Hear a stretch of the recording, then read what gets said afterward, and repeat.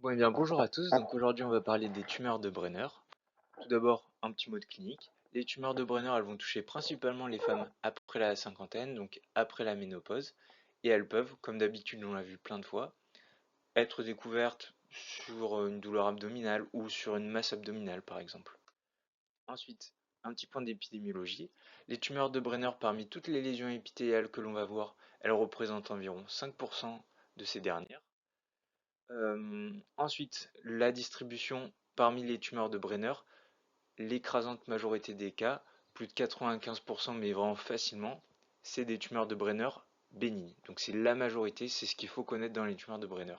Ensuite, on peut avoir très rarement des tumeurs borderline. Et enfin, c'est rarissime, les carcinomes, ou tout du moins les tumeurs de Brenner malignes. Ensuite, point important, ces tumeurs de Brenner, elles peuvent être associées principalement à des lésions mucineuses, soit à des kystes dermoïdes, donc plus du tératome, ou alors des tumeurs stroma ovaries, donc encore une fois dans la case tératome. Donc stroma ovaries, le kyste dermoïde et les lésions mucineuses. Ensuite, maintenant on va passer sur les tumeurs de Brenner bénignes. Donc en morphologie, bon là on est vraiment à faible grossissement, on va se rapprocher un peu. À plus fort grossissement, cette fois-ci, on observe une prolifération tumorale d'architecture, et j'adore ce mot, insulaire.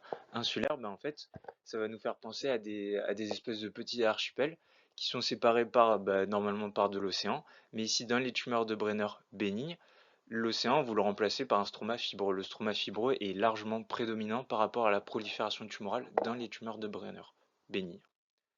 Ensuite, à plus fort grossissement, on observe au niveau cytologique eh bien, que les cellules elles ont un cytoplasme plutôt abondant, amphophile, voire clarifié. Il n'y a pas d'atypisme nucléaire. Et parfois, on peut observer au niveau des noyaux des espèces d'incisures comme un grain de café par exemple. Ensuite, ces proliférations tumorales, elles peuvent être creusées par des petites cavités ou alors des plus grosses cavités comme ici, qui sont remplies de sécrétions éosinophiles denses, ou parfois même un peu plus mucineuses comme ici. Ensuite, je réinsiste dessus, c'est très important, c'est le stroma qui est largement prédominant normalement et qui est bien fibreux, plus les calcifications qui sont généralement observées dans à peu près 30% des tumeurs de Brenner bénignes. Les diagnostics différentiels maintenant, point important. Les principaux diagnostics différentiels de la tumeur Brenner bénigne, c'est les tumeurs de la granulosa et les tumeurs carcinoïdes. Alors comment faire la différence? Tout d'abord, pour une tumeur de la granulosa adulte, on va avoir les marqueurs inhibin calret FOXL2 qui vont être positifs vu qu'on est là dans la famille des tumeurs des cordons sexuels. Ensuite, le GATA3 CK7 sera négatif par rapport à la tumeur de Brenner. On peut aussi se servir, c'est important, des récepteurs à la progestérone qui seront positifs dans la tumeur de la granulosa adulte. Et enfin, l'EMA, dans la tumeur de Brenner, on est une tumeur épithéliale, donc ce sera positif, alors que ce sera négatif dans les tumeurs de la granulosa adulte. Le deuxième point, c'est les tumeurs carcinoïdes. Là, on est dans le neuroendocrine, hein, donc chromosynapto, ce sera positif dans les tumeurs carcinoïdes, et GATA3, CK7, plutôt positif dans les tumeurs de Brenner. Maintenant que ça c'est fait, on va passer maintenant, c'est beaucoup plus rare, mais on va quand même en parler, des tumeurs de Brenner borderline et des tumeurs malignes. Alors, on va faire simple, sur les tumeurs Brenner borderline, il faut penser à un carcinome urothélial papillaire non invasif. C'est exactement la même chose. Donc ici, à fort grossissement, on observe notre contingent de Brenner et un contingent à côté. On va voir ce que c'est de plus près. Et en fait, on observe qu'il s'agit d'un contingent mucineux.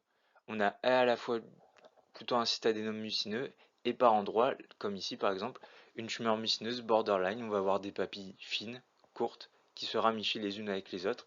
Et lorsqu'on tire de part et d'autre de la papille, on n'arrive pas à revenir à quelque chose de plat, ça reste toujours en place, toujours papillaire. Et ici maintenant, donc là, on est au niveau de notre tumeur de Brenner borderline, où on observe donc notre axe fibrovasculaire qui revêt un revêtement de type urothélial. À plus fort grossissement, encore à plus fort grossissement, on observe donc des atypistes nucléaires, un nombre de mitoses augmenté, alors que dans les tumeurs de Brenner bénignes, non, il n'y a pas vraiment de mitose au sein des tumeurs. Encore une fois, sur un autre plan, on observe encore une fois des axes fibrovasculaires qui revêt un revêtement urothélial. À noter, et c'est important, eh bien, c'est que parfois on a une coexistence entre un contingent bénin et un contingent borderline, voire même malin de tumeurs de Brenner. Donc ici on a notre contingent de Brenner bénin. Et encore, c'est toujours la même chose. On a nos atypies histonucléaires qui peuvent être quand même assez marquées par endroits. On n'a pas de véritable invasion, ça reste vraiment papillaire. C'est donc une tumeur de Brenner borderline avec une tumeur de Brenner bénigne. Donc globalement, les marqueurs comme l'urothélium, le GATA3 sera positif, WT1 négatif, et on aura une P53. Par contre, ça va être différencié par rapport à une lésion, un carcinome urothélial primitif. La P53, elle sera phénotype sauvage, et CK20 sera négatif dans les tumeurs de, de Brenner. Alors, donc on répète, CK7 et GATA3 positif, P63 positif. Donc là, on ne peut pas vraiment faire la différence entre une tumeur de Brenner et un carcinome urothélial. Par contre, CK20 et P53 vont nous aider à faire la différence en immuno, tout du moins, avec un carcinome urothélial primitif. WT1 et les récepteurs hormonaux seront également négatifs dans la tumeur de Brenner.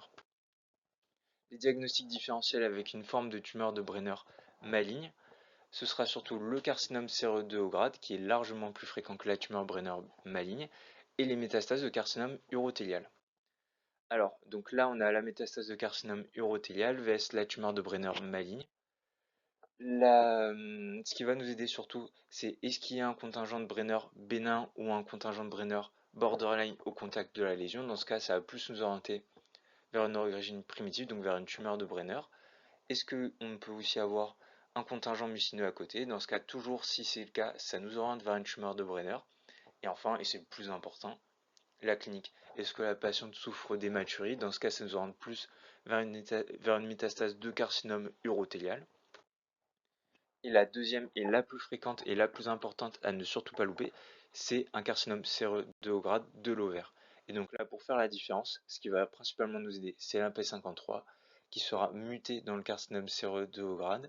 On peut s'aider du GATA3 qui sera positif dans le Brenner et négatif dans le carcinome séreux de haut grade. WT1 et les récepteurs hormonaux peuvent également nous aider. Pour conclure, ce qu'il faut retenir, c'est que dans les tumeurs de Brenner, le bénin est largement plus fréquent. On peut avoir des tumeurs de Brenner malignes, mais c'est vraiment exceptionnel et il faut principalement éliminer les carcinomes séreux de haut grade au vu de la probabilité épidémiologique que représentent ces dernières tumeurs par rapport aux tumeurs de Brenner malignes. On peut avoir une coexistence avec des tératomes ou avec des tumeurs mucineuses, c'est important, et j'insiste dessus sur la présence d'un stroma fibreux largement abondant par rapport au contingent épithélial et aux calcifications dans les tumeurs de Brenner bénies. Voici la bibliographie, et merci à tous et bonne journée.